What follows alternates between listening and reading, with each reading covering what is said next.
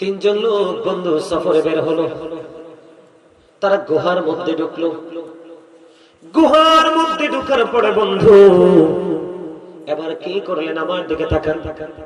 তারা যখন গুহার মধ্যে ঢুকলো, তিনজন লোক ঢুকতে দেরি আল্লাহর পক্ষ থেকে কুদরতি এক বিশাল পাথর এসে ওই যে প্রবেশ পথ ছিল গুহার, ওই প্রবেশ পথটুকু বন্ধ করে দিছে। কি করে দিছে? এটা কি বিপদ না? ভয়ঙ্কর বিপদ। বন্ধু যখন এই পাথর পড়ে গেল, তিনজন মনে মনে চিন্তা করলো, আমরা যে বিপদের মধ্যে পড়লাম পৃথিবীর কেউ তো জানে না, একমাত্র জানে আল্লাহ। এমন পাথর পৃথিবীর কেউ ওই পাথর সরাতে পারবে না যদি মাত্র আল্লাহ না সরান। তিনজনের মধ্যে চিন্তা হলো, ও যুবক বন্ধু, এই গ্রামের মানুষ, আমি আপনাদেরকে বলে দিতে চাই, যদি আপনি সফল হতে চান এখনই আপনাকে সচেতন হতে হবে। আমি বলছি না আপনি দুনিয়া করবেন না, কাজ করবেন, বেতন নেবেন, ভালো খাবেন, ভালো করবেন, আত্মীয় স্বজন পাড়া প্রতিবেশীর সাথে ভালো সম্পর্ক রাখবেন, তবে সবার আগে আল্লাহ এবং রাসূলের সাথে সম্পর্ক রেখে। ঠিক না বেঠি?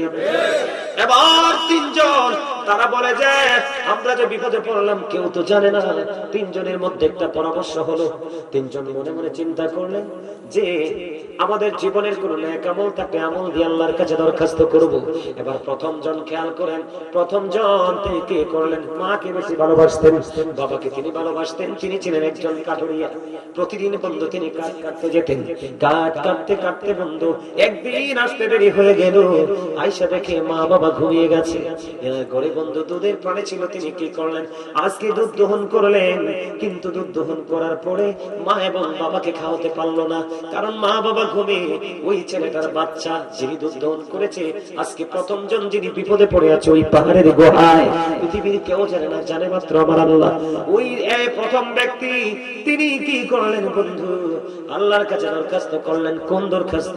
তিনি ওই দিন যেই দিন মা বাবা ঘুমিয়ে গেল, তিনি বন্ধু সেদিন দুধ দহন করলো। দুধ দহন করার পরে ওনার বাচ্চা এসে বলল, বাবা বাবা গো, আমাকে একটুখানি দুধ পান করার সুযোগ দাও, একটুখানি দুধ আমাকে দাও। ওই কাঠুরিয়া দেখে দেখে বলছে, না না না না না না, আমি যতক্ষণ না পর্যন্ত আমি আর মা বাবাকে দুধ খাওয়াতে না পারবো ততক্ষণ পর্যন্ত আমি কাউকে দুধ দেব না। বন্ধু জোরে জোরে কন্যা সুবহানাল্লাহ। আর এখনকার ছেলেরা মা দেখে ফেলবে, বাবা দেখে ফেলবে, লুকাইয়া আগে বউয়ের কাছে পাঠায়। কথা বলেন না কেন? লুকাইয়া পাঠায়। জোরে কন্যা নাউজুবিল্লাহ। বন্ধুরে, শুধু তোমার জীবনের সম্পদ না, তুমি নিজেও তোমার বাবা মার সম্পদ। শুধু তোমার সম্পদ না, শুধু তোমার উপার্জিত অর্থ না, তোমার বাবা তোমার মা যেমনি চায় তোমাকে এমনি কাজে লাগাবে, তুমি উহুবা না করতে পারবা না। এবার কি করলেন তিনি? কি করলেন? বাচ্চাকে দুধ দিলেন না। তিনি কি করলেন? দুধের পাত্র হাতে নিয়ে মায়ের দরজায়। ফজরের আজান হলো, মার ঘুম ভাঙলো, সবার আগে মাকে দুধ খাওয়ালো। এবার ওই ছেলে আজকে বিপদে পড়ে আছে পাহাড়ের গুহায়। আল্লাহকে একটা ডাক দিয়ে বলেন, আল্লাহ ওই দিন আমার মায়ের প্রতি ভালোবাসা, আমার বাবার প্রতি ভালোবাসা যেইটুকু ছিল, এটা আমি একমাত্র তোমার হুকুম মান্য করেছি। তুমি না বলেছো মা বাবার সাথে ভালো আচরণ করতে, মা বাবাকে সর্বোচ্চ মর্যাদা দিতে, এই জন্য তোমাকে খুশি করার জন্য ওই দিন ব্যবহার করেছিলাম সুন্দর মা বাবার সাথে। ওই দিনের আমল যদি তোমার কবুল হয় গো, আমাদেরকে এই বিপদ থেকে তুমি বাঁচিয়ে নাও। ও বন্ধু, এই দোয়া করতে দেরি রে। দোয়া শেষ হলে আবার চাইয়া দেখলো আল্লাহর কুদরতে পাথরখানি একটু সরে গেছে। কিন্তু হাদিস শরীফের মধ্যে এসে বের হওয়ার ব্যবস্থা হলো না। এবার বন্ধু দ্বিতীয় জন তিনি ছিলেন কি? ও বন্ধু, আরেকটা যুবক, তিনি তার একজন চাচাতো বোনকে ভালোবাসতেন। ওই মেয়েটাকে অনেক চেষ্টা করেছে সে কাছে পাওয়ার জন্য, তার যৌন চাহিদা মেটানোর জন্য, কিন্তু কোনোভাবে মেয়েটাকে সে কাছে পেল না। এক সময় দুর্ভিক্ষ দেখা দিল। ও বন্ধু, দুর্ভিক্ষ কি জিনিস তো বুঝেনি। দুর্ভিক্ষ যখন দেখা দিল, ওই মেয়েটাকে, যেই ছেলেটা আজকে 2 নাম্বার ছেলে, আল্লাহর কাছে দরখাস্ত দিতে রাজি হলো, বন্ধু ওই ছেলেটা 2 নাম্বারের ব্যক্তি, ওই মেয়েটাকে 200 দিরহাম দিলেন। 200 দিরহাম দেওয়ার পরে 200 দিরহাম দিলেন। দেওয়ার পরে মেয়েটার কাছাকাছি চলে গেলেন, কারণ মেয়েটার বাবা মা আজকে কাছে নাই। ওই সুযোগে তাকে 200 দিরহাম দিয়ে মেয়েটার কাছাকাছি চলে গেল। হাদিস শরীফের মধ্যে এসেছে ওই ছেলেটা মেয়েটার একবারে উরুর কাছাকাছি চলে গেছে। যখন ছেলেটা চলে গেল, ওই মেয়েটা ছিল অত্যন্ত আল্লাহওয়ালা, আল্লাহ রাসূল প্রেমিক। ওই মেয়েটা একটা ডাক দিয়ে বলল, রে যুবক, তুমি যেখানে ছিলে তুমি সেখানে থেমে যাও, তুমি আর আমার দিকে এগিয়ে এসো না। কেন কেন রে? কই এই জন্য, যিনি আমাকে বিয়ে করবে আমি যার বউ হব, যিনি আমার স্বামী হবে রে, এটা শুধু একমাত্র তার হক। তুমি আমার ইজ্জত তুমি ছিনিয়ে নিতে পারো না। যুবক, যেখানে আছো তুমি সেখানে থেমে যাও। ও বন্ধু, এই কথা বলতে দেরি, সঙ্গে সঙ্গে যুবকটা 2 নাম্বার যুবক আজকে বিপদে পড়ে আছে। সঙ্গে সঙ্গে যুবকটা মেয়েটাকে ছেড়ে অনেক দূরে চলে আসলো, এবং ওই যে 200 দিরহাম দিল, ওই 200 দিরহামের দাবি পর্যন্ত মাফ করে দেয়। আজকে ছেলেটা বিপদে পড়ে আছে। ওই ছেলেটা আল্লাহর কাছে দরখাস্ত দিল, পাহাড়ের গুহা থেকে প্রবেশ পথ নাই, কেমন করে বন্ধু বের হবে? আমার আল্লাহকে ডাক দিয়ে বললেন, মালিক, ওই দিন যে কাজটা করেছিলাম ওই কাজটা একমাত্র তোমার সন্তুষ্টির জন্য করেছিলাম, ওইটা যদি তুমি কবুল করে থাকো তাহলে আজকের বিপদ থেকে আমাকে উদ্ধার করো। দোয়া শেষ হইতে দেরি রে, এবার চাইয়া দেখে বন্ধু রে, পাথরখানি আরো একটু সরে গেছে। আপনাদের সুবহানাল্লাহটা আপনারা বলেন তো, এই যে মুরব্বি বলেন তো, তারা সুবহানাল্লাহ কি মজা হয়েছে? আফসোস, ওজন তো বুঝেন নাই। ছেলেটা মেয়েটার একবারে কাছাকাছি, তাদের মনের আশা পূরণের একদম ধার প্রান্তে, কিন্তু মেয়েটা আপত্তি করল। দুজনের মধ্যে কত আল্লাহ আল্লাহ রাসূলের প্রতি প্রেম, দুজন দুজনকে ছেড়ে আজকে সে বিপদ। আল্লাহকে ডাক দিলেন, আল্লাহ আজকে পাথর সরিয়ে দিলেন। জোরে কন্যা সুবহানাল্লাহ। এই ছেলের কি কবরে ভয় আছে?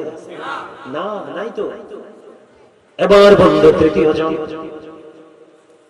তৃতীয় জনের আমল দেখেন, আমার দিকে তাকান। আমাদের দেশে আমরা অনেক কাজের লোক দিয়ে কাজ করাই কিনা? আমরা কিন্তু কাজের লোককে 2 টাকা কম দিতে পারলে খুশি হই। তৃতীয় জন গভীর মনোযোগ, এইটা গুরুত্বপূর্ণ আমল, গুরুত্বপূর্ণ শিক্ষা। এইটা যদি আপনার জীবনে গুরুত্বপূর্ণ জায়গায় দাঁড়িয়ে যায়, আপনার লাইফ পুরোপুরি আলোকিত হয়ে যাবে। জোরে জোরে কন্যা সুবহানাল্লাহ।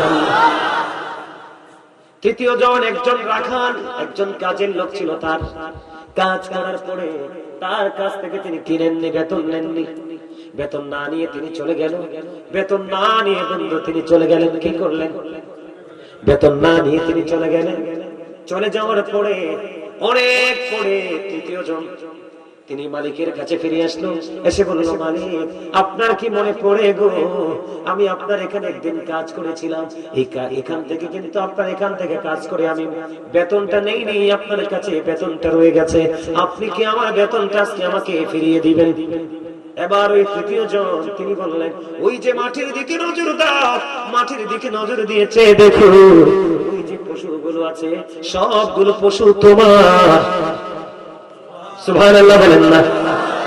ওই কৃষক, ওই ফার্মার আশ্চর্য হয়ে গেল, কাজের লোক অবাক হয়ে গেল।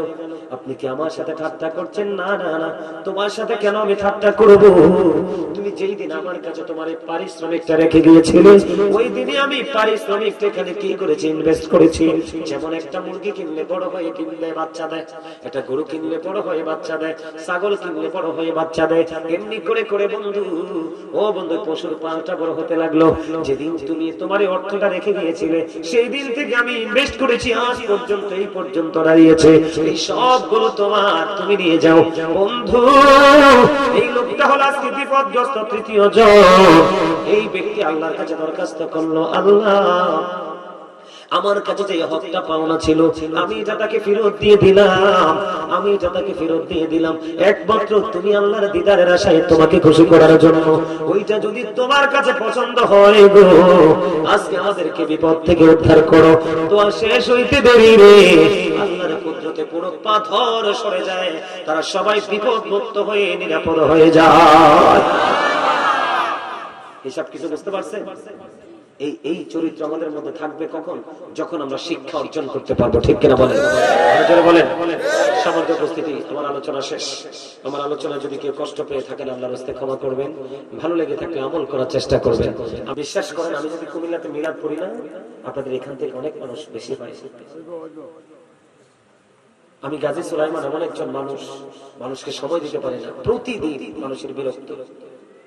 ওই যে আমাকে দাওয়াত দিছে রুবেল না, দাওয়াত যে দিছে ইকবাল, ইকবাল ভাইকে প্রশ্ন করবেন, উনি আমাদের টমসম রয়েছে, উনি ব্যবসা করে, কি পরিমাণ ফোন। আর একটা ছেলে আছে, ওই যে ছেলেটা, তোমার নামটা কি না, আল আমিন, এই এক ছেলে কত যে বিরক্ত আমারে করছে।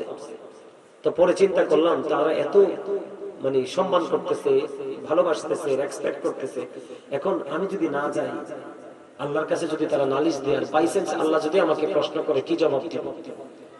সেই ভয়, সেই চিন্তা থেকে এখানে আসা। আপনি বুঝতে পারছেন? বুঝতে পারছেন যুবকটা কোথায় গেল? আচ্ছা আপনি বলেন, একটা উপযুক্ত ছেলে, উপযুক্ত মেয়ে, দুজন যদি কাছাকাছি হয়, অবস্থাটা কেমন হওয়ার কথা? কথা বলে না কেন? খারাপ না? কিন্তু তার সিনায় আল্লাহর ভালোবাসা, আল্লাহর প্রতি তার প্রেম, ওই যে হিসাব দিতে হবে, আল্লাহর আদালতে দাঁড়াতে হবে, এটা তার মধ্যে আল্লাহ ঢুকিয়ে দিল। ওমর কি বলেছে? ওমর বললেন, কেউ যদি অপরাধ করতে গিয়ে একবারে নিকটবর্তী হয়ে ওখান থেকে যদি ফিরে আসতে পারে রে, আমার আল্লাহ তার কবরে মরার পরে 2টা জান্নাতের সুখ দিয়ে দেয়। কয়টা জান্নাত? বন্ধু, ওমর যখন এই শব্দটা ইউজ করেছিল ওই যুবকের কবরে, যে যুবকটা আল্লাহর কথা মনে করে অপরাধ থেকে বাঁচলো, ওখান থেকে ফিরে এসে আল্লাহ তাকে সারা দিয়ে চলে গেল, আল্লাহ তাকে আপন ঘরে নিয়ে গেল। বন্ধু, ওই যুবক যখন শুনতে পারলেন, হযরত ওমর বললেন, 2টা কবরের সুখ তার নসিবে আছে। ওয়াল্লাহি ও বন্ধু, ওই যুবকের কবর থেকে আওয়াজ আসছে, প্রেমময় আওয়াজ, গায়েবী আওয়াজ, ওই যুবকের কবর থেকে বের হয়ে আসছে, ডেকে ডেকে বলতেছে, ও গো, আপনি যেটা বলেছেন সেটাই সত্য। আমাকে যখন কবরে রাখা হলো, কবরে রাখার পর পরে আমার কবরে আমার আল্লাহ 2টা জান্নাতের সুখ তিনি দিয়ে দিয়েছে। আমার ওয়াজটা সত্যি কি আপনারা কিছু শিখতে পারছেন? আমার কিন্তু আলোচনা সারা সময় হয়ে গেছে, প্রায় 12টা, একটু পরে 1.5 ঘন্টা হয়ে গেল, কিন্তু আমার কাছে মনে হচ্ছে আপনাদেরকে আমি অ্যাক্টিভ করতে পারলাম না। যদিও সময়টা কাছাকাছি চলে আসছে, তারপরও আমি আপনাদেরকে ছোট্ট একটা হাদিস শোনাতে চাই, শুধু শেখার জন্য। বলবো? কে কে শুনতে রাজি? হাত তুলে দেখান।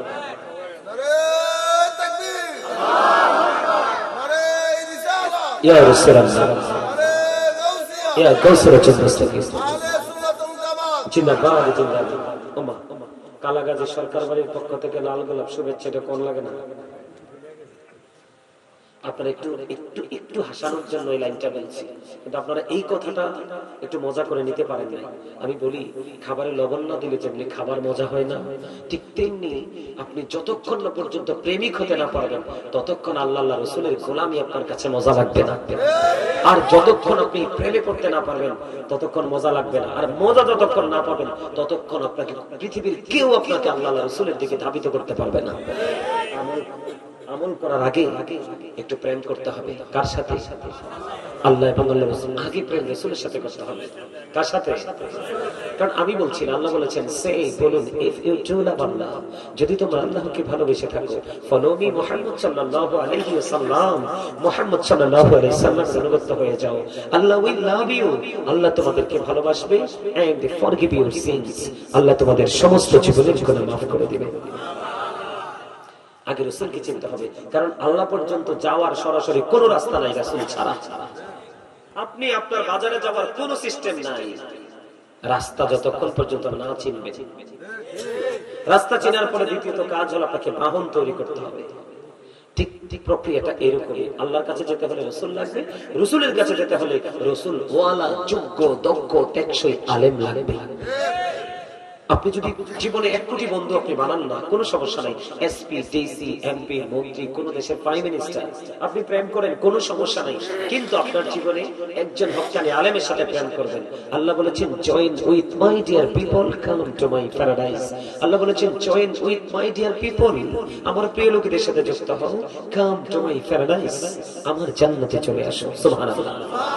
সাধারণ মানুষ হক্কানি আলেমদের সাথে, হক্কানি আল্লাহর ওলিদের সাথে প্রেম করা তাদের নাজাতের জান্নাতের দলিল। এটা আমি বলেছি ইংলিশে, আল্লাহ বলেছেন ফাদখুলি ফি ইবাদি ওয়াদখুলি জান্নাতি। অস্বীকার করার কোনো সুযোগ নেই। কি বুঝতে পারছেন? যদিও আমার সময় শেষ, তারপর আমি আপনাদেরকে ছোট্ট একটা হাদিস শরীফ শোনাবো শিখার জন্য। কিসের জন্য? ওই হাদিস শরীফটা যদি বুদ্ধিমান হন, যদি ইন্টেলিজেন্ট হন, যদি ভেরি ক্লেভার হন, ভেরি এক্সপেরিয়েন্স ম্যান হতে পারেন, তাহলে আপনার জন্য গুরুত্বপূর্ণ একটা মেসেজ ওই হাদিসটা থেকে আপনি পেয়ে যাবেন। বন্ধুরে আমার, তিনজন লোক সফরে বের হলো। হাদিস শরীফের মধ্যে এসেছে কয়জন? তিনজন লোক বন্ধু সফরে বের হলো। তিনজন লোক যখন সফরে বের হয়ে গেল, সফরে বের হওয়ার পরে তারা সফর করতে করতে করতে করতে বন্ধু তারা কি করলেন? একটা গুহার মধ্যে ঢুকে গেলেন। গুহার মধ্যে যখন ঢুকে গেল, খেয়াল করেন বন্ধু, গুহার মধ্যে ঢুকলো, তার মানে অনেক ভ্রমণ করেছি, ক্লান্ত হয়ে গেছি। কে কথা বলেন না কেন? উপর আসেন, উপর উপর উপর উপর আসেন। আমার একজন মহব্বতের মানুষ পাইছে, আমারে খুব আদর করে। আমি কিন্তু ওনার মসজিদে নামাজ পড়াইছি, জুমার নামাজ। মারহাবা বলেন। ওনার কাছ থেকে অনেক সম্মান এবং মহব্বত পাইছি।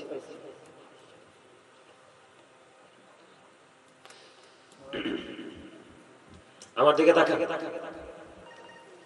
তিনজন লোক বন্ধু সফরে বের হলো, তারা গুহার মধ্যে ঢুকলো। গুহার মধ্যে ঢুকার পরে বন্ধু এবার কি করলেন? আমার দিকে তাকান। তারা যখন গুহার মধ্যে ঢুকলো, তিনজন লোক ঢুকতে দেরি আল্লাহর পক্ষ থেকে কুদরতি এক বিশাল পাথর এসে ওই যে প্রবেশ পথ ছিল গুহার, ওই প্রবেশ পথটুকু বন্ধ করে দিছে। কি করে দিছে? এটা কি বিপদ না? ভয়ঙ্কর বিপদ।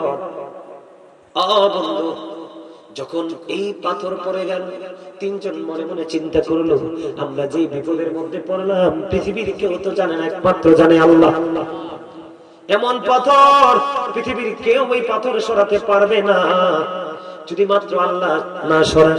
তিনজনের মধ্যে চিন্তা হলো, ও যুবক বন্ধু, এই গ্রামের মানুষ, আমি আপনাদেরকে বলে দিতে চাই, যদি আপনি সফল হতে চান এখনই আপনাকে সচেতন হতে হবে। আমি বলছি না আপনি দুনিয়া করবেন না, কাজ করবেন, বেতন নেবেন, ভালো খাবেন, ভালো করবেন, আত্মীয় স্বজন পাড়া প্রতিবেশীর সাথে ভালো সম্পর্ক রাখবেন, তবে সবার আগে আল্লাহ এবং রাসূলের সাথে সম্পর্ক রেখে। ঠিক না বেঠি? এবার তিনজন তারা বলে যে আমরা যে বিপদে পড়লাম কেউ তো জানে না। তিনজনের মধ্যে একটা পরামর্শ হলো। তিনজন মনে মনে চিন্তা করলেন যে আমাদের জীবনের কোন নেক আমল থাকলে আমল দিয়ে আল্লাহর কাছে দরখাস্ত করব। এবার প্রথম জন খেয়াল করেন, প্রথম জন তিনি কি করলেন? মাকে বেশি ভালোবাসতেন, বাবাকে তিনি ভালোবাসতেন। তিনি ছিলেন একজন কাঠুরিয়া। প্রতিদিন বন্ধু তিনি কাঠ কাটতে যেতেন। কাঠ কাটতে কাটতে বন্ধু একদিন আসতে দেরি হয়ে গেল। আয়েশা দেখে মা বাবা ঘুমিয়ে গেছে। ঘরে বন্ধু দুধের পানি ছিল, তিনি কি করলেন? আজকে দুধ দহন করলেন, কিন্তু দুধ দহন করার পরে মা এবং বাবাকে খাওয়াতে পারলো না, কারণ মা বাবা ঘুমে। ওই ছেলেটার বাচ্চা যিনি দুধ দহন করেছে, আজকে প্রথম জন যিনি বিপদে পড়ে আছে ওই পাহাড়ের গুহায়, পৃথিবীর কেউ জানে না, জানে মাত্র আমার আল্লাহ। ওই প্রথম ব্যক্তি তিনি কি করলেন বন্ধু? আল্লাহর কাছে দরখাস্ত করলেন। কোন দরখাস্ত? তিনি ওই দিন যেই দিন মা বাবা ঘুমিয়ে গেল, তিনি বন্ধু সেদিন দুধ দহন করলো। দুধ দহন করার পরে ওনার বাচ্চা এসে বলল, বাবা বাবা গো, আমাকে একটুখানি দুধ পান করার সুযোগ দাও, একটুখানি দুধ আমাকে দাও। ওই কাঠুরিয়া দেখে দেখে বলছে, না না না না না না, আমি যতক্ষণ না পর্যন্ত আমি আর মা বাবাকে দুধ খাওয়াতে না পারবো ততক্ষণ পর্যন্ত আমি কাউকে দুধ দিব না। বন্ধু জোরে জোরে কন্যা সুবহানাল্লাহ। আর এখনকার ছেলেরা মা দেখে ফেলবে, বাবা দেখে ফেলবে, লুকাইয়া আগে বউয়ের কাছে পাঠায়। কথা বলেন না কেন? লুকাইয়া পাঠায়। জোরে কন্যা নাউজুবিল্লাহ। বন্ধুরে, শুধু তোমার জীবনের সম্পদ না, তুমি নিজেও তোমার বাবা মার সম্পদ। শুধু তোমার সম্পদ না, শুধু তোমার উপার্জিত অর্থ না, তোমার বাবা তোমার মা যেমনি চায় তোমাকে এমনি কাজে লাগাবে, তুমি উহুবা না করতে পারবা না। এবার কি করলেন? তিনি কি করলেন? বাচ্চাকে দুধ দিলেন না। তিনি কি করলেন? দুধের পাত্র হাতে নিয়ে মায়ের দরজায় ফজরের আজান হলো, মার ঘুম ভাঙলো, সবার আগে মাকে দুধ খাওয়ালো। এবার ওই ছেলে আজকে বিপদে পড়ে আছে পাহাড়ের গুহায়। আল্লাহকে একটা ডাক দিয়ে বলেন, আল্লাহ ওই দিন আমার মায়ের প্রতি ভালোবাসা, আমার বাবার প্রতি ভালোবাসা যেইটুকু ছিল, এটা আমি একমাত্র তোমার হুকুম মান্য করেছি। তুমি না বলেছো মা বাবার সাথে ভালো আচরণ করতে, মা বাবাকে সর্বোচ্চ মর্যাদা দিতে, এই জন্য তোমাকে খুশি করার জন্য ওই দিন ব্যবহার করেছিলাম সুন্দর মা বাবার সাথে। ওই দিনের আমল যদি তোমার কবুল হয় গো, আমাদেরকে এই বিপদ থেকে তুমি বাঁচিয়ে নাও। ও বন্ধু, এই দোয়া করতে দেরি নেই। দোয়া শেষ হলে আবার চাইয়া দেখলো আল্লাহর কুদরতে পাথরখানি একটু সরে গেছে। কিন্তু হাদিস শরীফের মধ্যে এসে বের হওয়ার ব্যবস্থা হলো না। এবার বন্ধু দ্বিতীয় জন, তিনি ছিলেন কি? ও বন্ধু, আরেকটা যুবক, তিনি তার একজন চাচাতো বোনকে ভালোবাসত। ওই মেয়েটাকে অনেক চেষ্টা করেছে সে কাছে পাওয়ার জন্য, তার যৌন চাহিদা মেটানোর জন্য, কিন্তু কোনোভাবে মেয়েটাকে সে কাছে পেল না। এক সময় দুর্ভিক্ষ দেখা দিল। ও বন্ধু, দুর্ভিক্ষ কি জিনিস তো বুঝেনি। দুর্ভিক্ষ যখন দেখা দিল, ওই মেয়েটাকে, যেই ছেলেটা আজকে 2 নাম্বার ছেলে, আল্লাহর কাছে দরখাস্ত দিতে রাজি হলো, বন্ধু ওই ছেলেটা 2 নাম্বারের ব্যক্তি, ওই মেয়েটাকে 200 দিরহাম দিলেন। 200 দিরহাম দেওয়ার পরে 200 দিরহাম দিলেন, দেওয়ার পরে মেয়েটার কাছাকাছি চলে গেলেন, কারণ মেয়েটার বাবা মা আজকে কাছে নাই। ওই সুযোগে তাকে 200 দিরহাম দিয়ে মেয়েটার কাছাকাছি চলে গেল। হাদিস শরীফের মধ্যে এসেছে ওই ছেলেটা মেয়েটার একবারে উরুর কাছাকাছি চলে গেছে। যখন ছেলেটা চলে গেল, ওই মেয়েটা ছিল অত্যন্ত আল্লাহওয়ালা, আল্লাহ রাসূল প্রেমিক। ওই মেয়েটা একটা ডাক দিয়ে বলল, রে যুবক, তুমি যেখানে ছিলে তুমি সেখানে থেমে যাও, তুমি আর আমার দিকে এগিয়ে এসো না। কেন কেন রে? ওই এই জন্য, যিনি আমাকে বিয়ে করবে, আমি যার বউ হব, যিনি আমার স্বামী হবে রে, এটা শুধু একমাত্র তার হক। তুমি আমার ইজ্জত তুমি ছিনিয়ে নিতে পারো না। যুবক, যেখানে আছো তুমি সেখানে থেমে যাও। ও বন্ধু, এই কথা বলতে দেরি, সঙ্গে সঙ্গে যুবকটা 2 নাম্বার যুবক আজকে বিপদে পড়ে আছে। সঙ্গে সঙ্গে যুবকটা মেয়েটাকে ছেড়ে অনেক দূরে চলে আসলো, এবং ওই যে 200 দিরহাম দিল, ওই 200 দিরহামের দাবি পর্যন্ত মাফ করে দেয়। আজকে ছেলেটা বিপদে পড়ে আছে। ওই ছেলেটা আল্লাহর কাছে দরখাস্ত দিল, পাহাড়ের গুহা থেকে প্রবেশ পথ নাই, কেমন করে বন্ধু বের হবে? আমার আল্লাহকে ডাক দিয়ে বললেন, মালিক ওই দিন যে কাজটা করেছিলাম, ওই কাজটা একমাত্র তোমার সন্তুষ্টির জন্য করেছিলাম। ওইটা যদি তুমি কবুল করে থাকো, তাহলে আজকের বিপদ থেকে আমাকে উদ্ধার করো। দোয়া শেষ হইতে দেরি রে, এবার চাইয়া দেখে বন্ধু রে, পাথরখানি আরো একটু সরে গেছে। আপনাদের সুবহানাল্লাহ আপনারা বলেন তো, এই যে মুরব্বি বলেন তো, তারা সুবহানাল্লাহ কি মজা হয়েছে? আফসোস, ওজন তো বুঝেন নাই। ছেলেটা মেয়েটার একবারে কাছাকাছি, তাদের মনের আশা পূরণের একদম ধার প্রান্তে, কিন্তু মেয়েটা আপত্তি করল। দুজনের মধ্যে কত আল্লাহ আল্লাহ রাসূলের প্রতি প্রেম, দুজন দুজনকে ছেড়ে আজকে সে বিপদ। আল্লাহকে ডাক দিলেন, আল্লাহ আজকে পাথর সরিয়ে দিলেন। যেরকম না সুবহানাল্লাহ। এই ছেলের কি কবরে ভয় আছে? না, নাই তো। এবার বন্ধু তৃতীয় জনের আমল দেখেন, আমার দিকে তাকান। আমাদের দেশে আমরা অনেক কাজের লোক দিয়ে কাজ করাই কিনা? আমরা কিন্তু কাজের লোককে 2 টাকা কম দিতে পারলে খুশি হই। তৃতীয় জন গভীর মনোযোগ, এইটা গুরুত্বপূর্ণ আমল, গুরুত্বপূর্ণ শিক্ষা। এইটা যদি আপনার জীবনে গুরুত্বপূর্ণ জায়গায় দাঁড়িয়ে যায়, আপনার লাইফ পুরোপুরি আলোকিত হয়ে যাবে। জোরে জোরে কন্যা সুবহানাল্লাহ। তৃতীয় জন একজন রাখাল, একজন কাজের লোক ছিল। তার কাজ করার পরে তার কাছ থেকে তিনি কিনেননি, বেতন নেননি। বেতন না নিয়ে তিনি চলে গেল। বেতন না নিয়ে বন্ধু তিনি চলে গেলেন। কি করলেন? বেতন না নিয়ে তিনি চলে গেলেন। চলে যাওয়ার পরে অনেক পরে তৃতীয় জন তিনি মালিকের কাছে ফিরে আসলো। এসে বলল, মালিক আপনার কি মনে পড়ে গো, আমি আপনার এখানে একদিন কাজ করেছিলাম। এখান থেকে কিন্তু আপনার এখান থেকে কাজ করে আমি বেতনটা নেইনি, আপনার কাছে বেতনটা রয়ে গেছে। আপনি কি আমার বেতনটা আজকে আমাকে ফিরিয়ে দিবেন? এবার ওই তৃতীয় জন তিনি বললেন, ওই যে মাটির দিকে নজর দাও, মাটির দিকে নজর দিয়েছে, দেখো ওই যে পশুগুলো আছে সবগুলো পশু তোমার। সুবহানাল্লাহ বলেন না? ওই কৃষক, ওই ফার্মার আশ্চর্য হয়ে গেল, কাজের লোক তো অবাক হয়ে গেল।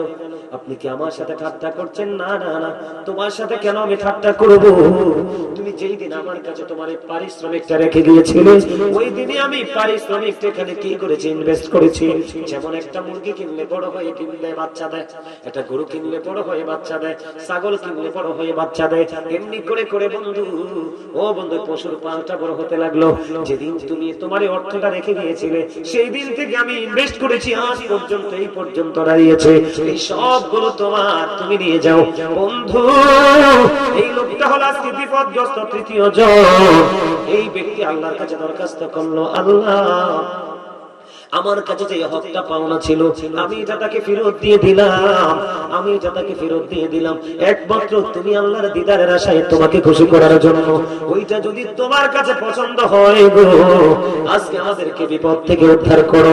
তো আর শেষ হইতে দেরি রে, আল্লাহর কুদরতে পুরো পাথর সরে যায়, তারা সবাই বিপদ মুক্ত হয়ে নিরাপদ হয়ে যায়।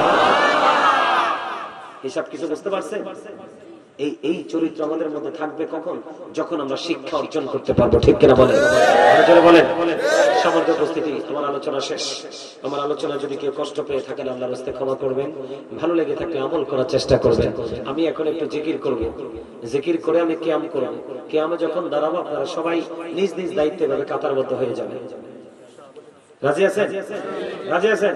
এরপর আপনারা বসবেন, বসার পরে এরপরে কি করতে হবে সেটা আমি বলবো। রাজি আছেন তো? আমার সাথে জিকির করেন। জান্নাতের বাগানে আসছি তো আমরা, একটু ফল খেয়ে নেই, ঠিক কিনা বলেন? কারণ একটা হলো দেহ আর একটা হলো আত্মা। দেহের খাবার পৃথিবীর সব জায়গায় পাওয়া যায়, কিন্তু রুহের খাবার পৃথিবীর যেই কোনো জায়গায় পাওয়া যায় না। মসজিদে গেলে পাওয়া যায়, মাহফিলে গেলে পাওয়া যায়, আল্লাহর ওলির খানকায় গেলে পাওয়া যায়, আলেমদের সাথে 10 মিনিট বসলে পাওয়া যায়। ঠিক কিনা বলেন? এটা হচ্ছে রুহের খাবারের জায়গা। আর রুহের খাবার হলো জান্নাতীদের জন্য খাবার হলো, একটু জিকির করেন, সুবহানাল্লাহ ওয়ালহামদুলিল্লাহ লা ইলাহা ইল্লাল্লাহ সুবহানাল্লাহ। মহাব্বতে, আরো মহাব্বতে, লা ইলাহা ইল্লাল্লাহ লা ইলাহা আলোদি আমার নহরের ফুতুল জগৎ করলে অজালা। নদী আমার নহরের ফুতুল জগৎ করলেন অজালা। রোজ হাসর করবেন তিনি উম্মতের ফয়সালা। সুবহানাল্লাহ, মহাব্বতে, মাশাআল্লাহ, লা সুবহানাল্লাহ ওয়ালহামদুলিল্লাহ ইল্লাল্লাহ লা ইলাহা ইল্লাল্লাহ। যার স্বামীর তো কদর রে, যার স্বামী তো দামি, যিনি কি বলা হয় রাহমাতাল লিল আলামিন, ওই নবীর বিবি যদি এমনি কান্দে রে, তাহলে আমরা কেমন করে কাঁদা প্রয়োজন? আপনি বলবেন আমরা সুন্নি জামাত করি, সুন্নি জামাতের কি আছে? আমাকে এখানে বলা হয়েছে, হুজুর আসসালামু আলাইকুম, সবাই বলেন না ওয়ালাইকুম আসসালাম। হুজুর এলাকাবাসী সুন্নি, আপনি একটু নাতে রাসূল বলেন। নাতে রাসূল শুনতে শুনতে আপনারা তো বিরক্ত হয়ে গেছেন, আজকে মাহফিলে আসার সময় আপনাদের নাই। ঠিক কিনা বলেন? দাদু ভাই ঠিক বলেন। আমি নাতে রাসূল কার কাছে গাইব? আমি কি মাইকে গাইব? ওরা ঘরে বসে বসে শুনবে? নও, নাতে রাসূলের ইজ্জত আছে, নাতে রাসূলের দাম আছে রে। মসজিদে নববীর মিম্বরে হাসান ইবনে সাবিত মসজিদে নববীর মিম্বরে দাঁড়িয়ে দাঁড়িয়ে নবীজির শান গেয়েছিলেন। আর আমার রাসূল এত খুশি হয়েছিল, আল্লাহকে একটা ডাক দিয়ে বলল, আল্লাহ হাসান ইবনে সাবিতকে রূহুল কুদ্দুসের মাধ্যমে সাহায্য করো। জোরে জোরে কন্যা সুবহানাল্লাহ। না, এত দামি জিনিস। বেশি বেশি জিকির। আমার আগে যে আলোচনা করছে সেটা অনেক লম্বা জিকির করছে, আমি মাইকে আওয়াজ শুনছি, আমি গাড়িতে বসে বসে বলছি, হুজুরের সামনে মানুষ নাই। কেউ ভাই বলেন? আমি আপনাদেরকে বলে দিতে চাই বন্ধু, নাথ হলো প্রেমিকের জন্য, ভালোবাসার দাবিদার যারা আল্লাহ রাসূলের প্রেমিক তাদের জন্য হলো না, আর যাদের সিনাই প্রেম নাই, হৃদয়টা দুধের মরুভূমি, তাদের জন্য হলো দোজখের ভয়ানক ওয়াজ।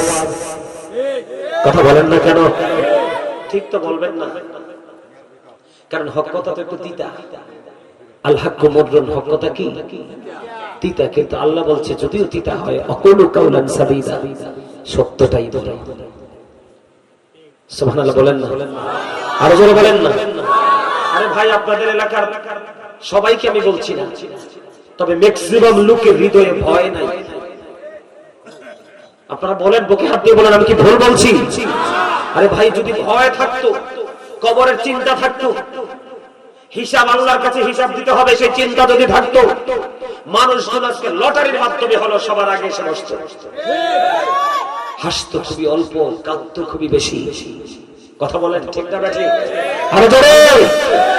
মোটা তাজা পশু খাওয়া থেকে নিজেকে বিরত রাখতো। আছে মানুষের মধ্যে ভয়, আছে মানুষের মধ্যে অনুশোচনা, আছে মানুষের মধ্যে তাকওয়া। আপনারা যে সময়, আপনারা সময়কে ওয়াজ হয় নাই, আপনাদের সময় কি এরকম ছিল? আলেমদেরকে দেখার জন্য মানুষ দলে দলে বিকেল বেলা মাহফিলের প্যান্ডেলে ছুটে আসতো, তাই না? সকালে এই যে সন্ধ্যা বিকালে ওয়াজ শুরু হতো, আমরা ছোট থাকতে যেটা দেখছি, আমরা ফজর পরে বাড়ি যেতাম, কিও ঠিক না? মাহফিলের প্যান্ডেলে ফজরের নামাজ হতো, ফজরের নামাজ আমরা মাহফিলের প্যান্ডেলে পড়ে তারপরে আমরা বাড়ি যেতাম। আমি ছোট থাকতে তো গেছি, কত ফজর পরে বাড়ি গেছি। আল্লাহ কি বলছে? দুনিয়াটা একটা ধোঁকা। কি দুনিয়াটা কি বলছে? কে? আল্লাহ। আবার কি কয়? কি সমস্যা? ও আচ্ছা আচ্ছা, বিরিয়ানি কারে করেন তারা রে? আচ্ছা ঠিক আছে, আমি দেখবো শেষ পর্যন্ত খেলাটা, যেহেতু বিরিয়ানি আছে আমি সবাই চিন্তা রাখছি। কথা কন দাদু ভাই, আমি আপনাদেরকে বলি, আগামী বছর থেকে মাহফিল করলে আমি বলে যাই, তাবারক করবেন না। আজকে বলে গেলাম আমি, এই তাবারকের টাকা প্রয়োজনে মসজিদে দিবেন। কি ভুল বলছি? কিটা বলেন? আপনারা কিন্তু বিরিয়ানির জন্য আসেন নাই, কারণ মুসল্লিদের চেহারা দেখতে বোঝা যায় আপনারা আসছেন আল্লাহ রাসূলের জন্য পাগল হয়ে। কথা কন না কেন? গতকালকের মাহফিল ছিল বিশাল, আপনারা এটার মনে 5-6টার সমান হবে প্যান্ডেল, আরো বড় হবে মানুষ। কিন্তু সর্বশেষে কিছু মানুষ আসলো, প্যান্ডেলে বললাম বসলাম, বসো না, তারা বসলো না, দাঁড়াই গেল। মুনাজাতের মধ্যে তো হট্টগোল শুরু করে দিয়েছে। বুঝেন নাই হিসাব? কথা আমার কথাগুলো কি খারাপ লাগে? হ্যাঁ, খেয়াল করেন, মা আয়েশা যিনি রাসূলের বিবি, আবু বকর সিদ্দিক রাদিয়াল্লাহু তাআলা আনহুর কন্যা, ওনার কি পাওয়ার মর্যাদার কি কোনো কম আছে? কথা বলেন। তারপরে মা আয়েশা কাঁদে, রাসূল বললেন, আয়েশা রে, ও আয়েশা কেন রে তুমি কাঁদো? আয়েশা, আমার রাসূল একটা ডাক দিলেন যখন, মা আয়েশা সিদ্দিক রাদিয়াল্লাহু তাআলা আনহা বললেন, ইয়া রাসূলুল্লাহ, ইয়া হাবিবাল্লাহ, নবী গো, ও প্রাণের নবী, আমি জাহান্নাম, আমি দুজকের কথা চিন্তা করে কাঁদি গো নবী। এবার আমার রাসূলকে মা আয়েশা প্রশ্ন করলো, ও নবী, পরকালে হাসরের ময়দানে কেউ কি কারো কথা মনে রাখবে? তার মানে পৃথিবীর বুকে মানুষ আত্মীয় স্বজনকে যেমনি মনে রাখে, ছেলে মেয়েকে যেমনি মনে রাখে, এমনি কি ওই পারে কেউ কাউকে মনে রাখবে? মা আয়েশাকে আমার রাসূল বললেন, আয়েশা রে, না না না রে আয়েশা, আয়েশা অত্যন্ত বিপজ্জনক 3টা জায়গা আছে রে মানুষের জন্য। ইয়া রাসূলুল্লাহ, ইয়া হাবিবাল্লাহ, বিপজ্জনক জায়গাটা কি গো নবী? আমার নবী বললেন, ও বন্ধু, যে মিজানের পাল্লা, যেখানে নেক এবং বদ, পাপ এবং পূর্ণ, ভালো এবং মন্দ, দুইটাকে কি করা হবে? ওজন করা হবে, ঠিক কিনা বলেন? ওই যে বন্ধু মিজানের পাল্লা, ও বন্ধু, এটা অত্যন্ত ভয়ঙ্কর একটা জায়গা। ওইখানে যদি বন্ধুরে পাপের বোঝা যদি ভারী হয়ে যায় রে, উপায় নাই রে, উপায় নাই ও বন্ধু, উপায় নাই। এই জন্য রাসূল বললেন ওই যে মিজানের কিনারা, ওই মিজানের কিনারায় কেউ কারো কথা মনে রাখবে না, কারণ ওই জায়গাটা তো বিপজ্জনক। যদি বন্ধু নেকের পাল্লাটা হালকা হয়ে যায় রে ও বন্ধু, তার কোনো উপায় নাই। আমার রাসূল আরো বলে দিলেন আরেকটা জায়গা হলো যে জায়গার মধ্যে তোমার আমলনামা দেওয়া হবে। ও বন্ধু, আমলনামা যদি ডান হাতে পাও গো, তাহলে তোমার কোনো বিপদ নেই, তোমার কোনো বিপদ নেই। ও বন্ধু, তুমি সফল হয়ে গেলে। আর যদি তোমার আমলনামা যদি বাম হাতে দেওয়া হয় রে ও বন্ধু, ঠিকানা তো দোজখ ছাড়া, জাহান্নাম ছাড়ার কিছুই না। এজন্য আমার রাসূল বলেছে মিজানের পাল্লায় কিনারায় কেউ কারো কথা মনে রাখবে না। আমলনামাটা যে জায়গায় দেওয়া হবে ওই জায়গার কথা কেউ কারো কথা মনে রাখবে না। আমার রাসূল আরো জানিয়ে দিলেন বন্ধু, আরো জানিয়ে দিলেন ভয়ঙ্কর খবর। ও বন্ধু, আরেকটা জায়গা অত্যন্ত বিপজ্জনক। ও বন্ধু, সেটার নাম হলো ফুলছেরাতের ফুল। চুলের চাইতে চিকন হবে রে, হীরার চাইতে বন্ধু ধার হবে। উপরের দিক থেকে আগুনটা নিচের দিকে ঝুলন্ত, নিচের দিক থেকে আগুনটা উপরের দিকে উদিত। চুলের চাইতে চিকন, হীরার চাইতে ধার, এটার নিচেই তো আগুন। এই আগুন কত ভয়ঙ্কর আমার রাসূল জানিয়ে দিলেন। হযরত আবু হুরায়রা রাদিয়াল্লাহু তাআলা থেকে হাদিস বর্ণিত, আমার আপনার প্রাণের রাসূল তিনি বন্ধু জানিয়ে দিলেন আল্লাহ জাহান্নামের আগুনটাকে 1000 বছর তাপ দিল, আগুনের রং হয়ে গেল সাদা। আরো 1000 বছর তাপ দিলেন, এটাকে আরো ভয়ঙ্কর রূপে রূপান্তরিত করলেন, এটার রং হয়ে গেল বন্ধু লাল। আরো 1000 বছর তাপ দেওয়া হলো, এটার রং হয়ে গেল বন্ধু কালা। একে একে 3000 বছর উত্তপ্ত করে জাহান্নামের আগুনটা বরাদ্দ করা আছে রে ও বন্ধু। এই দোজখ বন্ধু, তুমি ফুলছেরাতের পোলটা যদি পার হতে না পারো তাহলে তোমার ঠিকানা হয়ে যাবে জাহান্নাম। এই জন্য আমি ভয় দিতে চাই ও বন্ধু, দুনিয়া থেকে আপনাকে সচেতন হতে হবে, আপনাকে অ্যালার্ট হতে হবে। এই মৃত্যুর ভয় আপনার হৃদয়ে যদি থাকে তাহলে আপনাকে দুনিয়ায় সচেতন হতে হবে, ঠিক কিনা বলা? আমি বন্ধু দুই শ্রেণীর যুবকের কথা বলবো, দুই শ্রেণীর ইমানদারের কথা বলবো। ইমানদার যুবক, ইমানদার যুবকদের বৈশিষ্ট্য, যে যুবকরা আল্লাহ চিনে, রাসূল চিনে। আজকে আমি एग्जांपल স্বরূপ আপনাদেরকে দিতে চাই বন্ধু। হযরত ওমর রাদিয়াল্লাহু তাআলা আনহুর জামানায়, হযরত ওমর রাদিয়াল্লাহু তাআলা আনহুর জামানায় একটা যুবক অত্যন্ত আল্লাহওয়ালা ছিল, অত্যন্ত নবী প্রেমিক ছিল, আল্লাহ ভীরু ছিল। যুবকটা এক ওয়াক্ত নামাজ বন্ধু তিনি বাদ দিতেন না, প্রতিদিন কন্টিনিউয়াসলি তিনি নামাজটা যথাযথভাবে তিনি পড়তেন। বন্ধুরে আমার, নামাজ পড়তে পড়তে পড়তে পড়তে যেই দিক দিয়ে আসা যাওয়া করতেন ওই পাশে ছিল এক সুন্দরী রমণী। আমরা যাই না অনেক সময় বাড়ি ঘরের আনাজ কানাজ দিয়ে যেতে হয় না, কথা বলেন না কেন?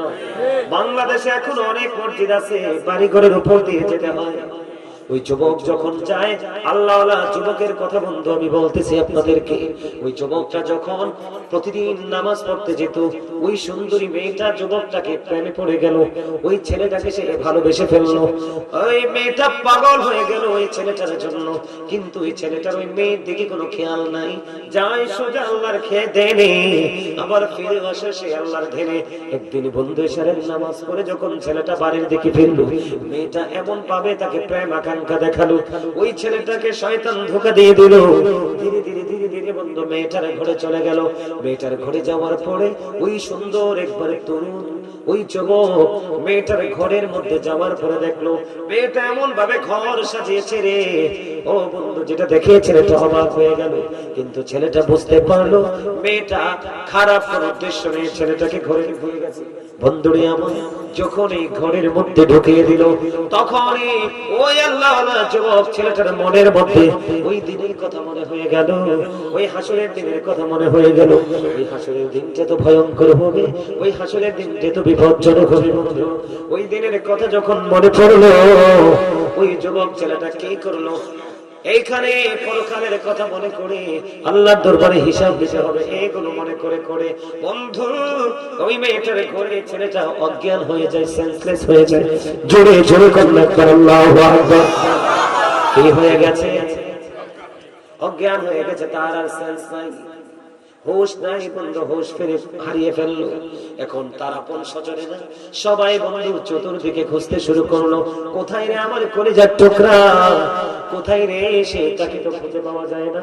খুঁজতে খুঁজতে খুঁজতে খুঁজতে বন্ধু মেয়েটাও কিন্তু ভয় পেয়ে গেছে, কারণ এই মেয়েটার ঘরে ছেলেটা অজ্ঞান হয়ে গেছে, বেঁচে আছে না মরে আছে এটাও তো মেয়েটা জানে না। আপন স্বজনেরা খুঁজতে খুঁজতে মেয়েটার ঘরে এসে ছেলেটাকে পেয়ে গেল। ছেলেটাকে ওখান থেকে তার বাড়িতে ঘরে নিয়ে যাওয়া হলো। ঘরে নিয়ে যাওয়ার পরে আল্লাহর রহমতে ছেলেটার আবার বিবেক ফিরে আসলো, হোশ বন্ধু ফিরে আসলো। হোশ যখন ফিরে আসলো, হোশ ফিরে আসার পরে বন্ধু এবার কি হলো, ছেলেটাকে প্রশ্ন করা হলো, তুমি কোথায় গিয়েছিলে, ওই ঘরে কেন গিয়েছিলে? এবার ওই ছেলেটা বললো তার অতীতের পুরো গল্প যে খুলে বলল। খুলে বলার পরে বন্ধু সবার সামনে হঠাৎ করে কি হয়ে গেল, সে আবার হঠাৎ করে অজ্ঞান হয়ে গেল। এই যে জ্ঞান হারিয়ে গেল, আর সে দুনিয়াতে আর বন্ধু ফিরল না। এই জ্ঞান হারানো পরে খেয়াল করে দেখলো ছেলেটা মারা গেছে। ইন্না লিল্লাহি ওয়া ইন্না ইলাইহি রাজিউন। ওই ছেলেটা বন্ধু ইন্তেকাল করলো। ছেলেটা যখন মৃত্যুবরণ করলো, ইন্তেকাল করলো, ইন্তেকাল করার পরে ও বন্ধু তাকে কাফন দাফন করিয়ে তাকে কবরে রাখা হলো। কবরে দাফন করে এসে হযরত ওমর রাদিয়াল্লাহু তাআলা আনহুকে ডাকা হলো। ওমর রাদিয়াল্লাহু তাআলা আনহু দৌড়ে ছুটে আসলো, এসে বন্ধু ওই ছেলেটার কবরের পাশে গেল, যাকে দাফন করা হলো তার কবরের পাশে গিয়ে তার বিস্তারিত ঘটনা পুরোটা শুনলো। শোনার পরে হযরত ওমর একটা ডাক দিয়ে বলল যে পাপ করতে গিয়ে কি করতে গিয়ে, যে পাপ করতে গিয়ে ফিরে আসে কি করে, আল্লাহর কথা মনে করে, পরকালে হিসাব দিতে হবে হিসাবের কথা মনে করে। কারণ আল্লাহ বলেছেন ইন্না বাতাশা রাব্বিকা লাশাদীদ, আল্লাহর ধরা খাওয়া শব্দ ধরা, আল্লাহর পাকড়াও বড় কঠিন। এরপরে বলেছেন ইন্নাল্লাহা সারিউল হিসাব, Allah is quick to take account, Allah হিসাব গ্রহণে অত্যন্ত তৎপর। বন্ধুরে ওই ছেলেটার মনের মধ্যে ভয় তৈরি হলো। আল্লাহ রাব্বুল আলামিন কোরআনে জানিয়ে দিয়েছে ইদাস সামাউন ফাতারাত ওয়া ইদাল কাওয়াকিবু ইনতাসারাত ওয়া ইদাল বিহারু ফুজিরাত ওয়া ইদাল কুবুরু বুসিরাত আলিমাত নাফসুম মা কদ্দামাত ওয়া আখরাত। খেয়াল করেন কোরআন শরীফের 30 পারা সূরা ইনফিতর আমার আল্লাহ বলেছেন ইদাস সামাউন ফাতারাত, আল্লাহ বলেছেন আকাশটা ভেঙে যাবে। কি হয়ে যাবে? মাথার উপর যে আকাশ আছে আকাশটা ভেঙে চূর্ণ বিচূর্ণ হয়ে যাবে, তারকাগুলো ঝরে ঝরে পড়বে, সমুদ্রটা বন্ধ সেদিন উদ্বেলিত হয়ে যাবে। আল্লাহ বলেছেন ইদাল কুবুর বুসিরাত, কবরটা সেদিন ওপেনিং করা হবে, অবন্ধ মুক্ত করা হবে। আলিমাত নাফসুম মা কদ্দামাত ওয়া আখরাত, অবন্ধ যেদিন কবরটা ওপেনিং করা হবে এই দিন মানুষগুলো কে কি করেছে আর কি করেনি সে প্র্যাকটিক্যালি দেখতে পারবে, জানতে পারবে। ওই ছেলেটার জমানে, ওই ছেলেটার অন্তরে ওই দিনের কথা মনে হয়ে গেল। হিসাব দিতে হবে, আল্লাহর আদালতে দাঁড়াতে হবে। এই কথা যখন মনে হলো, ও বন্ধু একটা যুবতী মেয়ে আর একটা যুবক ছেলে যখন এক জায়গায় থাকবে, একটা বেগানা নারী আর একটা বেগানা পুরুষ যখন এক জায়গায় থাকবে, রাসূল বলেছেন এখানে তৃতীয় থাকবে শয়তান। কে থাকবে? শয়তান থাকবে। ও বন্ধু শয়তান কেন থাকবে? আপনাদেরকে আমি একটু মনে করিয়ে দিতে চাই, আমাদের বাবা আদম মা হাওয়া জান্নাতে ছিল কিনা? কথা বলেন না কেন? মা আদম যখন জান্নাতে, জান্নাত থেকে বন্ধু চোখ মেলে দেখলেন অপূর্ব সুন্দরী মা হাওয়া। কারণ মা হাওয়াকে জান্নাতে বাবা আদমের পাঁজরের হাড় থেকে তৈরি করা হয়েছে। এবার কি করলেন আদম সফিউল্লাহ, তিনি যখন সেন্স আসলো এবার চেয়ে দেখে অত্যন্ত অপূর্ব নূরানী চেহারার সুন্দরী হাওয়া। মা হাওয়ার দেখে প্রেমের নজরে তাকায়, মা হাওয়া বাবা আদমের দেখে প্রেমের নজরে তাকায়। আল্লাহ কয় না না না, তাদের বিয়ের ব্যবস্থা করতে হবে। জিবরাইলকে পাঠিয়ে দিলেন, তাদের জন্য বিয়ের ব্যবস্থা হয়ে গেল, তাদের মোহরানা হলো। ও বন্ধু বিয়ের মোহরানা হলো। আমার রাসূলের প্রেমে 10 বার দুরূদ, জোরে জোরে কন্যা সুবহানাল্লাহ। জান্নাতের মধ্যে বসবাস করতে থাকলো। খেয়াল করেন আল্লাহ রাব্বুল আলামিন আদম হাওয়াকে বলে দিলেন তোমরা জান্নাতে যাও, যেখান থেকে মন চায় সেখান থেকে খাও, কিন্তু গন্ধম খাইও না। শয়তানকে চিনাচ্ছি আপনাদেরকে, গন্ধম খেও না। ও বন্ধু, আদমের কিন্তু খেয়াল আছে, আল্লাহ যে বলেছে, আল্লাহ আবার এটাও বলেছে, আদম আমি তোমাদের জন্য, আমি তোমাদের প্রিয় বন্ধু হিসেবে ফেরেশতা নিয়োজিত করে দিলাম, তোমরা যদি পরামর্শ করতে হয় তাদের সাথে পরামর্শ করবে। সুবহানাল্লাহ বলেন না কেন? আরো জোরে বলেন না সুবহানাল্লাহ। এই জন্য আদম সফিউল্লাহ, আমরা আদম সন্তান হিসেবে আমাদেরকে তিনি উপদেশ দিয়ে গেছেন। কি দিয়ে গেছেন? আমাদেরকে তিনি উপদেশ দিয়ে গেছে রে, যে তোমরা দুনিয়ায় যদি কোনো কাজ করতে হয়, দুনিয়ায় যদি তোমরা কোনো কাজ করতে চাও, যা তাহলে যে তোমার সবচেয়ে প্রিয় তার সাথে তুমি পরামর্শ করে নাও। সুবহানাল্লাহ বলেন না? আদম সফিউল্লাহ আরো বলে গেছে, দুনিয়াতে কোনো কাজ করতে হলে বিবির কথা মতো করো না। বিবির কথা মতো কাজ করলে 100টার মধ্যে 99% কাজে তুমি লজ্জা পাবে। তবে বন্ধু, মায়ের কথা বাইরে যেও না। সুবহানাল্লাহ বলেন না কেন? আরো জোরে বলেন না। এবার কি হলো বন্ধু, খেয়াল করেন, আমি বোঝানোর জন্য বলে দিতে চাই আপনাদেরকে। এবার কি হয়ে গেল? এবার কি হয়ে গেল বন্ধু? আদম হাওয়া জান্নাতে ঢুকে গেছে, শয়তান কিন্তু এটা সহ্য করতে পারতেছে না। শয়তান এটা মেনে নিতে পারতেছে না, কারণ চিরসুখের জায়গা জান্নাত, এখানে একবার গেলে কেউ আর ফিরে আসতে চাইবে না। জোরে কন্যা সুবহানাল্লাহ। এবার কি করলেন শয়তান? কি করলেন বন্ধু? গন্ধম গাছের নিচে চলে গেলেন। এদিকে তাকান, ফেরেশতা কিন্তু আছে। শয়তান ওই যে গন্ধম গাছের নিচে যাবে, এটার জন্য বন্ধু সাপ কি এবং ময়ূর, ওই দুটার সহযোগিতা নিয়ে ও বন্ধু শয়তান ঢুকে গেল জান্নাতে। বন্ধুরে আমার দিকে তাকান। এবার কি করলেন? গন্ধম গাছের নিচে গিয়ে শয়তান কান্নাকাটি শুরু করলেন। উচ্চ যে কান্না শুরু করলো, মহিলাদের মন কিন্তু একটু নরম হয়, কথা বলে না কেন? এবার যখন বন্ধু কান্না শুরু করলো, মা হাওয়া দৌড়ে চলে গেল গন্ধম গাছের নিচে। যাওয়ার পরে এবার কান্না শুরু করলো। এবার প্রশ্ন করলো, আপনি কেন গো কাঁদেন? খেয়াল করেন, কৌশলটা দেখেন, আপনি কেন গো কাঁদেন? এবার মা হাওয়া যখন প্রশ্ন করলো, শয়তান বলল, আমি তোমাদের জন্য কাঁদি। কয় কেন কেন? কয় তোমরা তো আরামের জায়গা থেকে বের হয়ে যেতে হবে। এটা কেমনে হইলো? কয় এখান থেকে তোমরা বের হয়ে যেতে হবে, তবে একটা কাজ করলে বের হতে হবে না। ওই কাজটা কি? কয় ওই কাজটা হলো, আমি যে ফল পারলাম, অত্যন্ত সুস্বাদু ফল, এই ফলটা যদি খাও চিরতর এখানে তুমি থাকতে পারবা। জোরে জোরে কন্যা নাউজুবিল্লাহ। এবার মা হাওয়া বিশ্বাস করলেন। মা হাওয়া বিশ্বাস করে বন্ধু এবার গন্ধমটা হাতে নিয়ে তিনি খেতে চাইলেন। শয়তানকে তো মা হাওয়ার সামনে চিবিয়ে চিবিয়ে খেতে চাইলেন। এবার দেখেন শয়তান কত বড় শয়তান। এবার মা হাওয়াকে ডেকে ডেকে বলে, তুমি খাইলে লাভ হবে কি? তোমার সঙ্গী যদি না থাকে, তুমি একা খেও না, একা খেও না, তুমি আর তোমার স্বামী দুজন মিলে খেও বন্ধু। এবার মা হাওয়া বিশ্বাস করে চলে গেলেন রে। বাবা আদম ছিলেন তন্দ্রাচ্ছন্ন। বাবা আদম যখন তন্দ্রাচ্ছন্ন ছিলেন, মা হাওয়া ঠিক সেই সুযোগে গন্ধম খাওয়াই দিলেন। গন্ধমটা আদমের এই পর্যন্ত যখন আসলো, আদম বন্ধু কি করলো? গলাটা চেপে ধরলো। দেখেন পুরুষের এখানে একটা কণ্ঠনালী আছে না নাই? এটা কিন্তু অনেক সুন্দর লাগে পুরুষকে, ঠিক কিনা বলে? যখন কারোরটা একটু বের হয়ে থাকে, এটা কিন্তু দেখতে একটু বেশি সুন্দর দেখায়, ঠিক কিনা বলে? এটা এই কারণে তৈরি হয়েছে। যখন গন্ধম ঢুকে গেল, আদম বন্ধু চেপ দিয়ে ধরে ফেললো। জোরে জোরে করলেন একবার আল্লাহু আকবার। আরে জোরে বলেন আল্লাহু আকবার।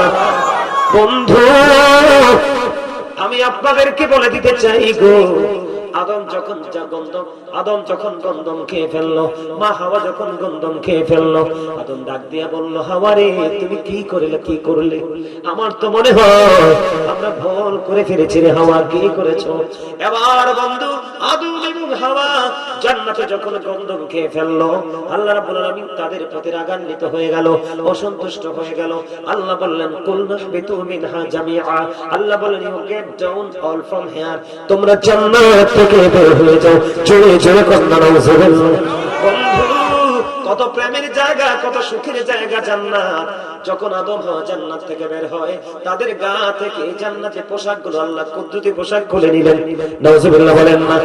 দুনিয়াতে এসে তারা কত কষ্ট পাইল রে। আমি আপনাদেরকে বলি, অত প্রেমময় সুন্দর সাজানো গোছানো আনন্দের জায়গা থেকে বের হয়ে গেল শুধুমাত্র শয়তানের প্ররোচনায় পড়ে। কথা বলেন না? ঠিক তেমনি ভাবে বন্ধু রে, তোমার আমার জীবনটাও তেমন। ওই যে যুবককে শয়তান ধোঁকা দিল, কি দিল? শয়তান ধোঁকা দিল বন্ধু। ধোঁকা দেওয়ার পরে শয়তান নারীর ঘরে চলে গেল, কিন্তু সে এতটাই ইমানদার ছিল, এতটাই মজবুত ছিল, সে ওখানে যাওয়ার পরে বসতে চেয়েছে, নোংরা কাজের জন্য ডেকেছে। নাউজুবিল্লাহ বলেন না। আরে জোরে বলেন না। আল্লাহর কথা মনে করলো, আল্লাহর কাছে হিসাব দিতে হবে। কোন মুখ নিয়ে আল্লাহর কাছে দাঁড়াবো? দুনিয়ার সবাইকে ফাঁকি দিল, মৃত্যুকে ফাঁকি দেওয়া যাবে না। ও বন্ধু, কবর থেকে বাঁচা যাবে না। আমার কি হবে রে উপায়? ওই ছেলেটা মৃত্যুবরণ করলো, তাকে বন্ধু দাফন করা হলো। হযরত ওমর যখন তার কবরের কাছে চলে আসলো, ওমরের কাছে বিস্তারিত সবকিছু খুলে বলা হলো।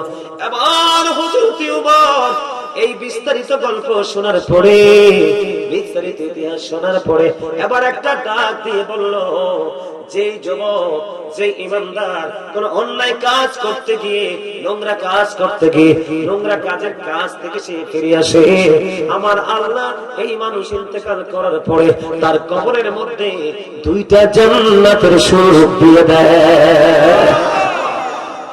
আমি আপনাদেরকে ওয়াজটা যে মজা, এটাই বুঝাতে পারলাম না। এটা মনে হয় আমার ব্যর্থতা।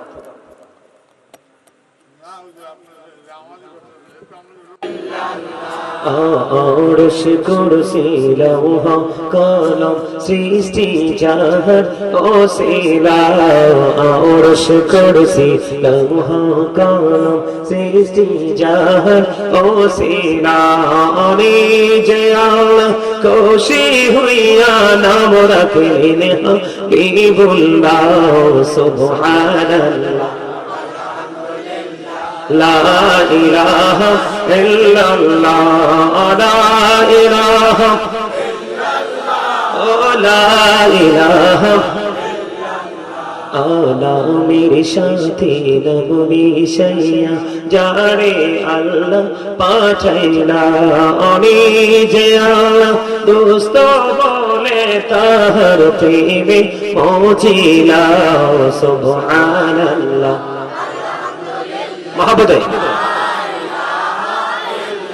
লা সুবহানাল্লাহ আলহামদুলিল্লাহ ইল্লাল্লাহ, লা ইলাহা ইল্লাল্লাহ, লা ইলাহা শাহাদাতের বাণী ঠোঁটে আসিলেন কামলিওয়ালা। আমখতে ফুটিল নবী নূরে মিন্নু এ আলা। সুবহানাল্লাহ আলহামদুলিল্লাহ, লা সুবহানাল্লাহ আলহামদুলিল্লাহ ইল্লাল্লাহ, লা ইলাহা ইল্লাল্লাহ, লা ইলাহা লা ইলাহা ইল্লাল্লাহ মুহাম্মাদুর রাসূলুল্লাহ সাল্লাল্লাহু আলাইহি ওয়াসাল্লাম। আল্লাহ আল্লাহ আল্লাহ ইল্লাল্লাহ, আল্লাহ আল্লাহ লা ইলাহা আপন নূর দিয়া আল্লাহ করিয়া সৃজন। আরশের পরে কুরসির তরে রাখিলেন গোপন নবীজি আল্লাহ। লা ইলাহা ইল্লাল্লাহ, আল্লাহ আল্লাহ ইল্লাল্লাহ। না জানি তো বাইতে নৌকা, না জানি সাঁতার, আরে দয়া করে পার করিও জাহান্নাম মাজার নবীজি আল্লাহ। লা ইলাহা ইল্লাহু আল্লাহ আল্লাহ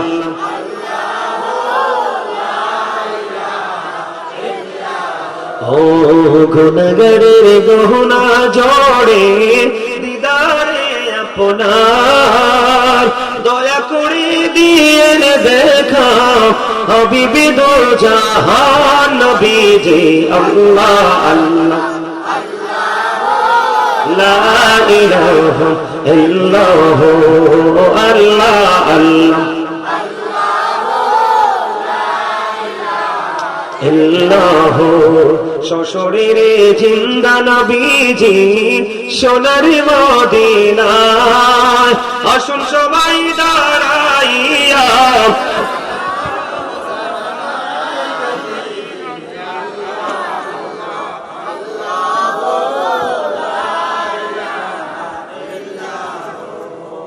ইয়া নবী সালাম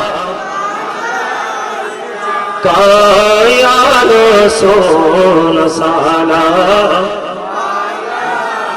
কায়া হাবিব সালাম কা সালাওয়াতুল্লাহ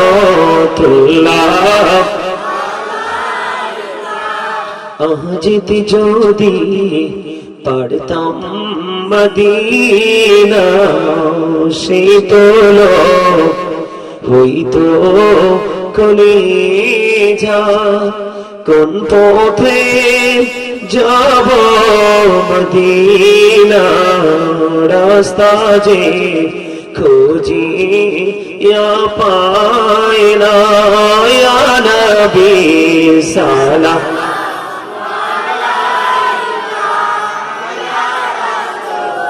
সালাম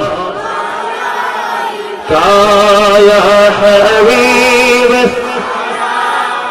মালাইকা সালাম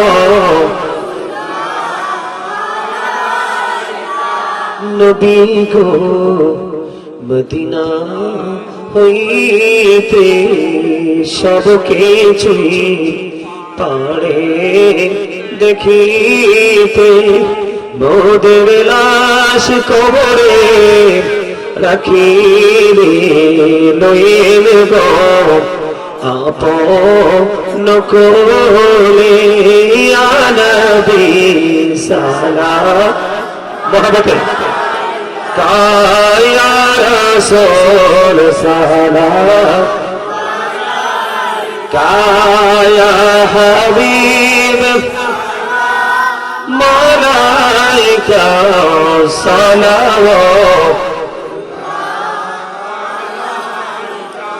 মুস্তাফা জানি রহমত পেলা নাম শুনে বেজমে को सलाम शुहे बेजमे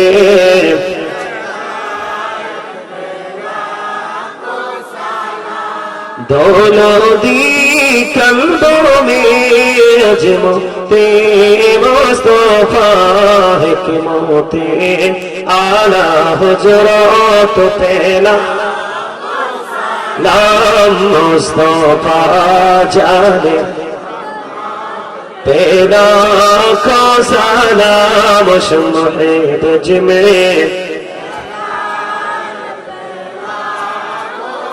गौसल आजम इमामत का वन्नो का जलवाए शानी कुदरत पहला नाम मुस्तफा जाने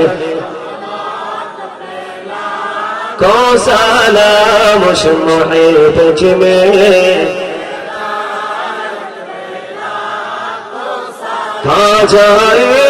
खाजे गान खाजा गौरी बेनेवा उस्मान देनो निल्ला तो तेरा नाम मुस्तफा जाने को सलाम शुहे बेजमे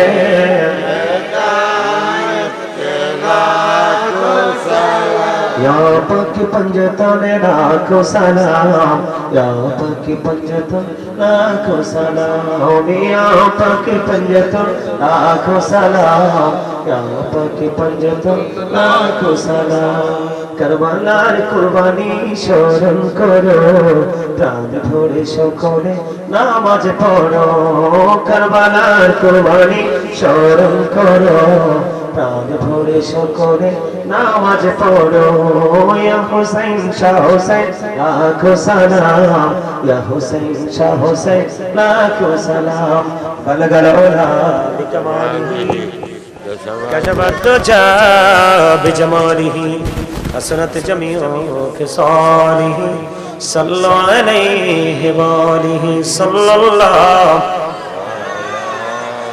मुहम्मद सल्लल्लाहु